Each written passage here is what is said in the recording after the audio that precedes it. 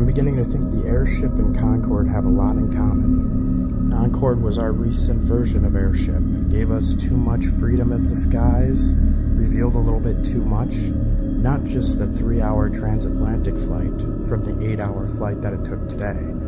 Take a look at this 1976 UFO orb footage.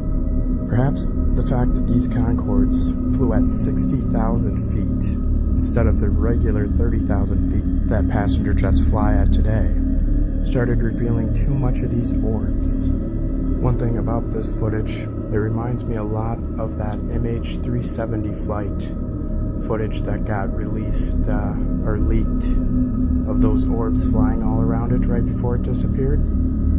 Yeah, these orbs definitely aren't anything our government's making, and I don't think they come from space. I think they've been here a long time, almost have a organic movement about them, and in the ways they act. It's like playing with this Concorde here. It makes you wonder though, one crash grounded all the Concordes, and we haven't had anything as capable of it since. Question everything, friends. Until next time.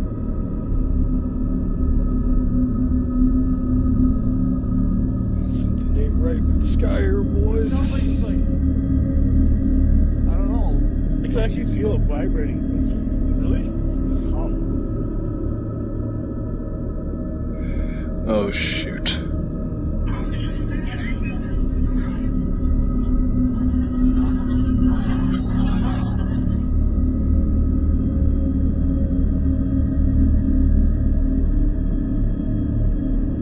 Freemasons use allegories to teach hidden ancient wisdom. Here we have a stone with the Masonic square and compass. This stone represents yourself. The allegory in Masonry, the word Mason means builder. Its origins come from stone masonry, making stones perfect so that you can build a structure. But this is an allegory about the self. The stone is the individual. The rough edges represent the unenlightened and the uncontrolled and unmastered aspects of ourself. These could be the negative thought patterns and the limiting beliefs. This perfected section with the Masonic square and compass represents the things that we have mastered and smoothed off and perfected. Who walk the occult path and the esoteric spiritual path. The person is called to exert control over the entirety of their nature and every element, to develop every aspect of consciousness, including the mental, the willpower, the emotional, the subconscious, developing imagination, spirit vision, and access to the bodies that exist beyond the physical plane. It's about transmuting the unrefined into clarity and order, to become the God version of self. It's impossible to achieve perfection, but the Mason knows that they should strive for perfection, knowing they'll never achieve it. They should strive for excellence and mastery over every aspect of their being. And this is how you truly raise your consciousness and see the beauty in life. Once one has gained control over the entirety of their consciousness and developed every faculty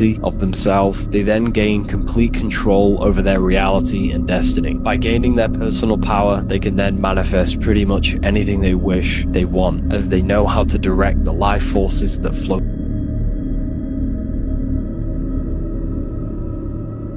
What happened to the great megafauna? You had lions the size of horses, you had dire wolves. I mean, the list went on and on and on, and with a geological eye blink, they were gone. To put that in perspective, the number of species of megafauna that disappeared within this period of deglaciation, where the ice has disappeared. During the melting. During the melting, yeah, exactly. You got it, during the melting. Over 100 species disappeared worldwide. Big animals. Big animals. Megafauna is defined as an animal that's more than 44 kilograms or 100 pounds roughly in body weight. So we're all mega mammals, right? But the ones today, the lions and tigers and bears and everything else, about 110 to 120 species right in there, depending on how you divide it up. That was about the number of species that went extinct during this episode of deglaciation. Now think about that. Like every big mammal on Earth just goes extinct.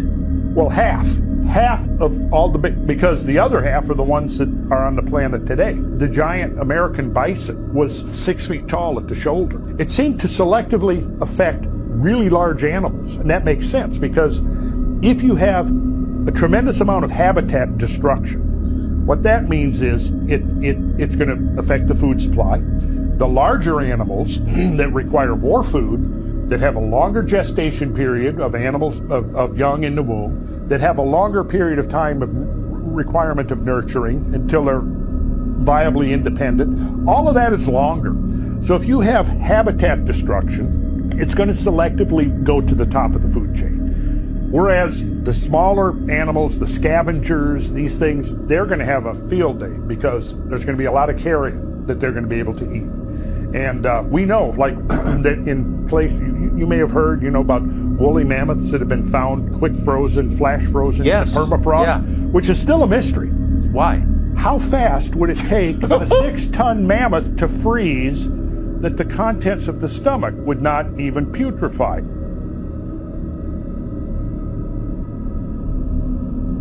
NASA says the Earth is solid, but what if that's the biggest lie of all?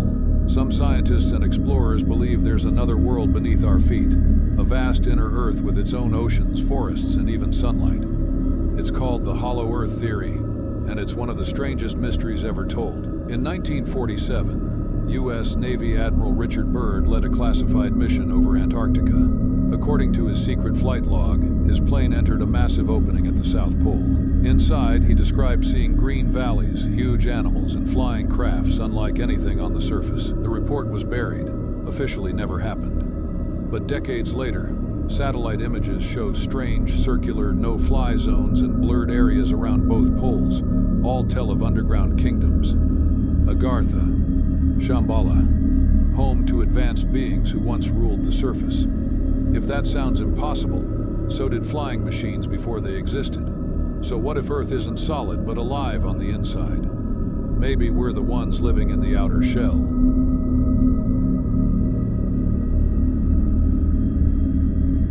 We're told electric trams appeared in the 1,800 seconds, but what if I told you streetcars existed long before that? Old photos show cities with rail lines and carriages, yet no visible engines, no horses pulling them. So what powered them? Here's the twist. Some claim these were remnants of lost technology, possibly Tartarian free energy systems. The rails weren't just tracks, they were conductors channeling power through the ground. Think about it. Why do so many 19th century early streetcars look identical worldwide?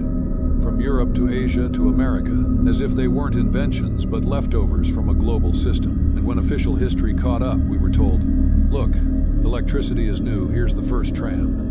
But in reality, people may have been riding silent, self-moving cars decades or centuries before. So ask yourself, were streetcars really a 19th century innovation or proof that advanced transport existed long before we were allowed to know?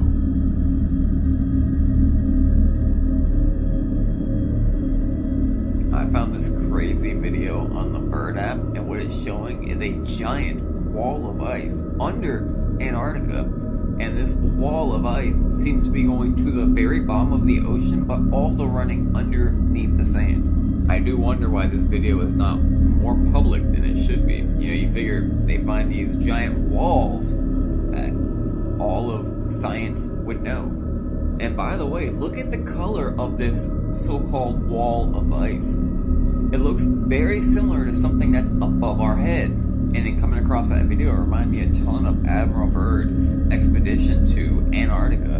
And the footage we have of that, which most people aren't even aware of, the only way you even come across is if you looked really heavily into it. But there was like crazy tall ice that they had to literally do a high jump to get onto. I'm gonna fast forward right now because they literally had hundreds of miles of just a giant wall of ice. I wonder why we're not taught about this stuff in geography.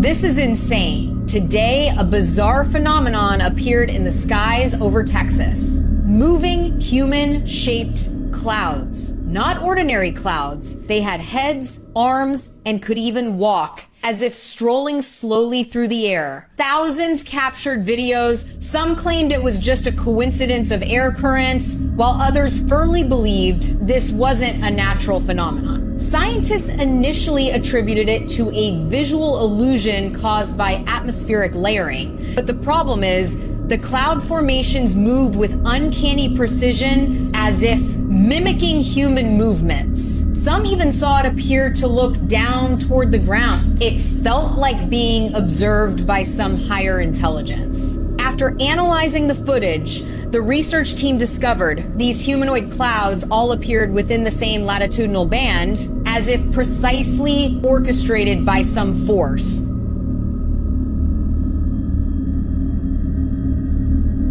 This has been hidden for over a century. The Eiffel Tower's real purpose is nothing like what you've been told. Most people think it's just a cultural symbol of Paris or a showcase of industrial engineering, but its secrets could have revolutionized the world. The tower was completed in 1889 for the World's Fair, officially as a temporary exhibit. But here's where it gets interesting. Evidence suggests it was actually built as a giant antenna for wireless electricity experiments. At the time, Nikola Tesla visited Paris and met with Gustav Eiffel. He shared his vision of free wireless energy that could power the entire planet. Tesla later proved it was possible with his Wardenclyffe Tower project. Eiffel was fascinated, and many believe he built his own tower incorporating Tesla's principles. The lattice design wasn't just aesthetic, it worked like a massive energy transmitter. And during construction, locals reported strange electromagnetic phenomena and unexplained glowing lights around the tower. Newspapers even wrote of secret late-night experiments, sparks, orbs, and tests no one could explain. So ask yourself, was the Eiffel Tower really just a monument, or was it humanity's first step toward free, unlimited energy?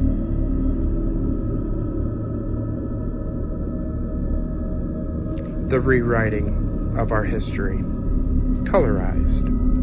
This is the World's Fair in Paris, in the late 1800s. And they tell us it was with temporary material, with horse and buggy, made in just a few short years, and torn down a few short months later. What an absolute travesty. I don't care what material you say they used. There's no way you can build such temporary structures of that immense quality. They look nearly 3D printed, far beyond their time. We couldn't even replicate this today. This was of a fallen empire. Question everything, friends.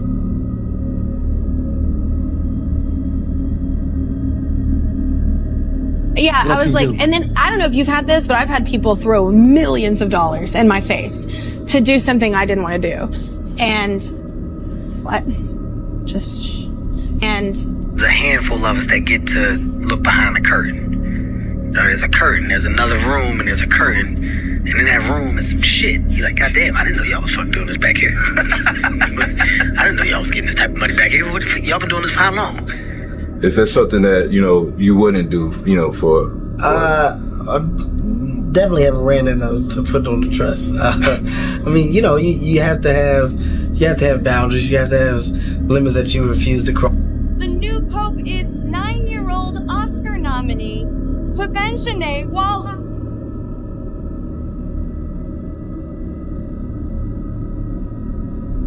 Something about this hurricane was extremely wrong. Everything cleared, even block and brick building. And just wait till I show you Cuba and really just how evil humanity is in Jamaica.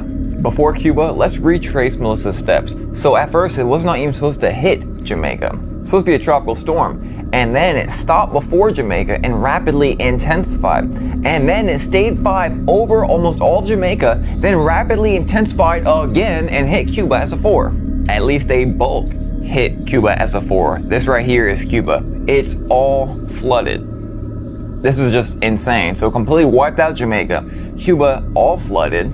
I mean, the probability of this happening the way it did, 0.01 to the 100th power. I mean, rapidly intensifying before Jamaica, staying the same strength over Jamaica, and then rapidly intensifying again before Cuba. Now, do you remember how evil people were being when Helene hit and they were complaining about their Airbnbs and all these things? They're doing the same thing in Jamaica at the resorts right now. So why would we leave when y'all were feeding us pastries for breakfast and we still had to pay full price to stay here? Like, come on. May I ask where you're going now? We're going to get something to eat. Bro, everything closed across the street. Everything. So it's gas station, shopping mall, everything. So what are y'all doing for gas? You all knew this storm was coming, right? So you gonna give us bag lunches, bag breakfast, some pastries? Translation, I know that your entire island's been wiped out. 40 people have passed away. But what about us? Medical centers destroyed, airports destroyed, everything destroyed. Why isn't the good old USA trying to help? Aren't they the world police that has to be involved in every single country's affairs? I bet you if it was a certain location, we'd already be over there, huh? This may be the most damage ever since hurricane recording began. Pray.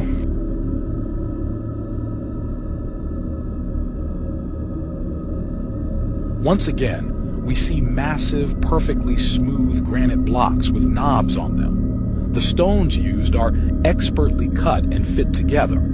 On the top side of the gateway, we can see the inferior Inca repairs made of small, rough stones and clay mortar, which have nothing in common with the precision of the old megaliths.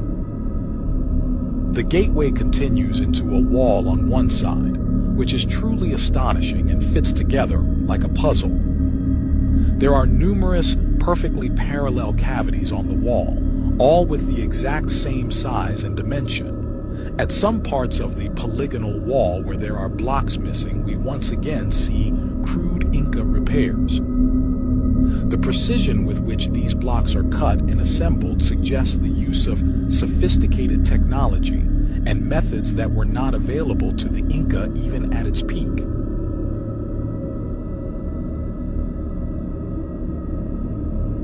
I believe most of what we were told as fairy tales growing up holds more truth than the actual history they taught us. There is a reason, across many centuries, across many continents, our ancestors depicted the exact same creatures, from cynocephaly, blenny, and of course unicorns, and much, much more. It is not some realm-wide hoax of the old world. It is the depictions of exactly what we saw. But it is not just the depictions that remain. First-hand sightings and even remains have been found all across this realm. Question everything, friend.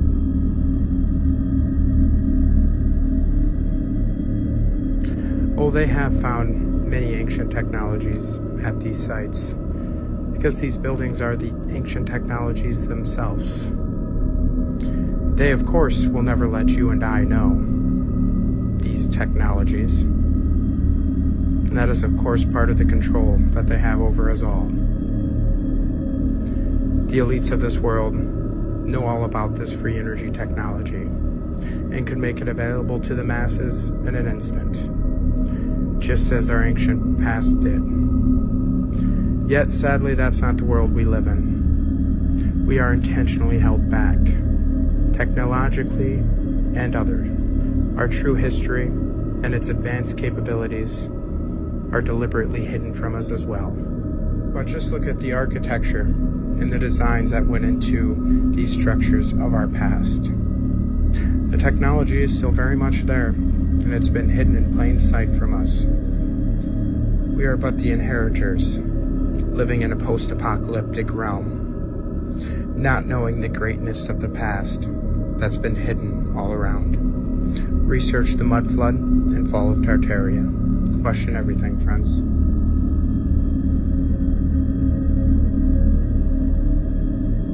My videos, you should see the picture I got on here. Oh yeah.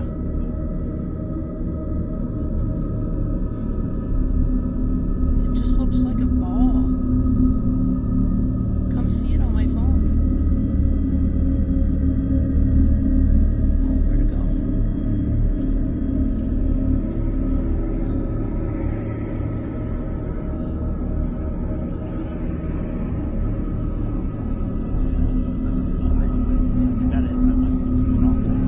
Yeah. That's giving off a lot of light.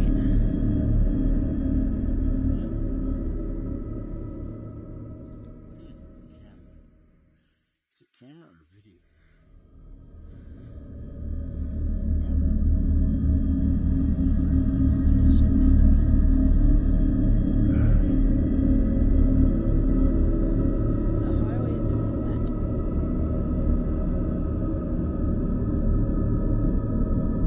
Did you guys hear that there is thousands or hundreds of unidentified submerged objects off the coast of the eastern seaboard? And there are so many of them. This video captures some, and it gets even crazy when they get right above it. You don't know what the Sam Dam this is. The guy's saying it could be a submarine. The mainstream news says we don't know what it is, and it's all up and down the eastern seaboard. Now, at night, they glow. In the day, they can't really see them, but some radar is detecting them, and people are sounding the alarm. What are these thousands of unidentified, unknown, submerged objects? This is not a prank, a joke. We don't even know what the Sam Dam is going on. Genuine footage, not AI. This was reported in the media, and wait until these guys get above it. Now, this is at the same time that this unidentified comet, weird asteroid 3I Atlas thing is coming to Earth, like any day now. And they're saying it's, the NASA is saying, like, take a vacation before, this is gonna be monumental for humanity, this is so shocking. This is the kind of warning they're giving about this freaking comet. And at the same time, we have these weird ass green glowing freaking things underwater which no one knows what are. Look at this. And what are you gonna do? Stick the camera in the water? I mean, it depends. But what I'm saying is, how does the Navy or Coast Guard not know what this Sam Dam is going on here? And again, official explanation is they don't know what it is. And there are hundreds of them. This guy only captures like 6. This is off the coast of New York City. Somewhere, maybe. Above or below New York City. Otherwise, of course, you'd see the skyline. But this was freaking these people out, wondering what the Sam Dam they're looking at. Let me know your thoughts in the comments below.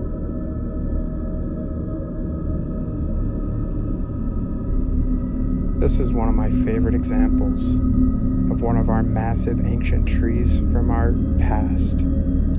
Shiprock Mountain in New Mexico. And what I really like about this one is you can still see the fallen top half of the tree, especially from this angle and on Google Earth. Here's an aerial shot of it. You can see that fallen top half of the tree going to the right. You can even see that root system. And it almost looks like, interesting enough, it almost exploded. When you look at the stump too, something blew this tree up.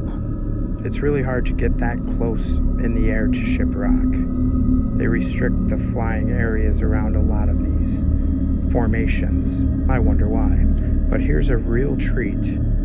Somebody was able to get access to fly real close to it and tell me it doesn't look more like a tree from this perspective. It really is breathtaking from this view. Google Earth and satellite view and street pictures just do not do it justice, like getting this close to it in the air does.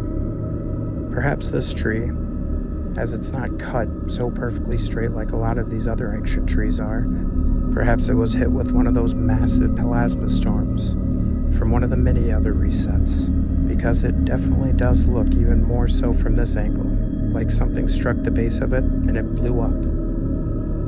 Question everything, friends. Until next time.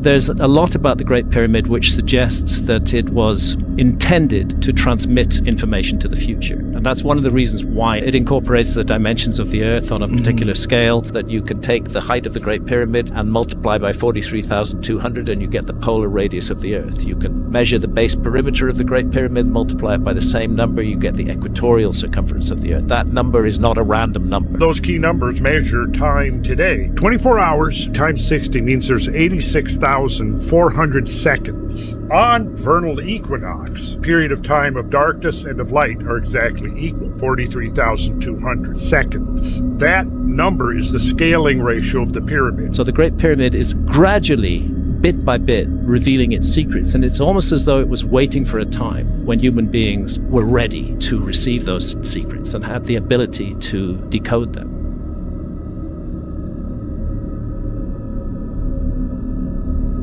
This is a panorama of the electric tower from the 1901 World's Fair in Buffalo.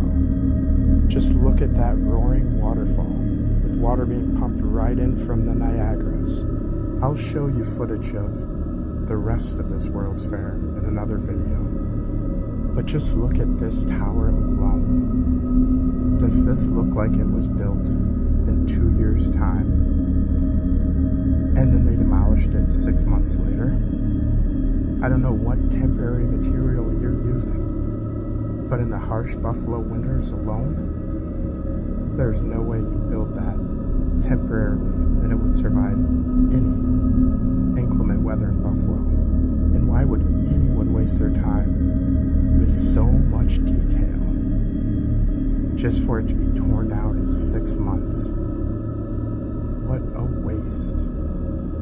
This video alone should dispel the narrative. How are you making a roaring waterfall like that for a temporary structure? And that's just one of the massive waterfalls at this World's Fair. And before I go, here's a few more photos of this electric tower lit up at night. Question everything, friends. Until next time.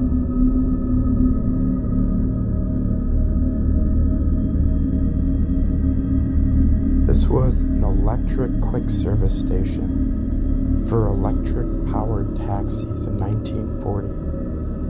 The fleet of taxis would just pull up, and they would quickly swap out the battery, almost like a NASCAR pit crew. It's funny, they had fleets of electric vehicles, electric taxis like this, electric trucks, so much. I went to the Museum of Science and Industry this spring in Chicago, and they had a whole wing of the history of the automobile.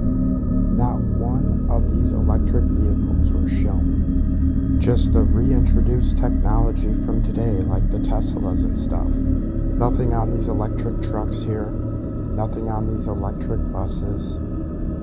It's like they didn't want you to know the capabilities and power of the past, and the parasites can keep on charging as a premium for their petroleum-based vehicles. Question everything, friends. Until next time.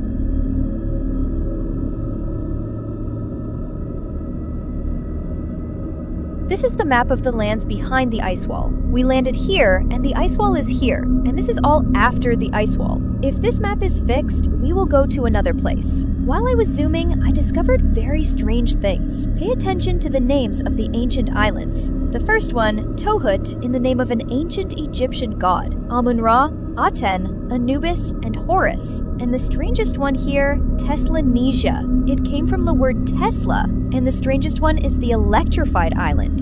Electric. And look at this, the mountains of Kong. Doesn't it remind you of something? The movie King Kong and the island it was in, for example. And here, it's not English. It's written in Arabic. Al-Juzr al-Dunyavia. Explain to me, what is this?